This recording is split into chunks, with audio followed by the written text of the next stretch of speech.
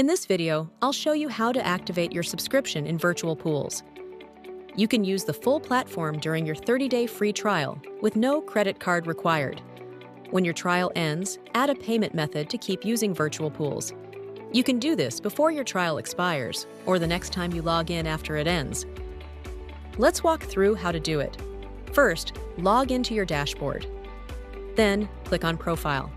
In the drop-down, click on Subscription. And then click on Manage Subscription. This will open your subscription management page. To add your payment method, click on Payment Methods. You can choose between credit card, SEPA, direct debit, Ideal, or Bank Contact. Once added, your payment method will be securely saved and used for your subscription. In here, you can manage your current subscription plan. Click on your user subscription to open the subscription details. If you'd like to make changes, click Upgrade Subscription. Then select Change to choose between monthly and yearly billing, depending on what works best for you. And just below the Upgrade Subscription button, you'll also see the option to cancel your subscription.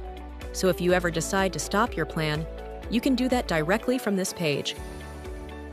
You can also update your billing and shipping details from this menu by clicking on Billing and Shipping Addresses. And if you need to access your invoices, just click on Billing History. This is where you can view and download your invoice history at any time. That's everything you need to manage your subscription in VirtualPools. If you need any help, you can always reach out to our support team. See you in the next tutorial.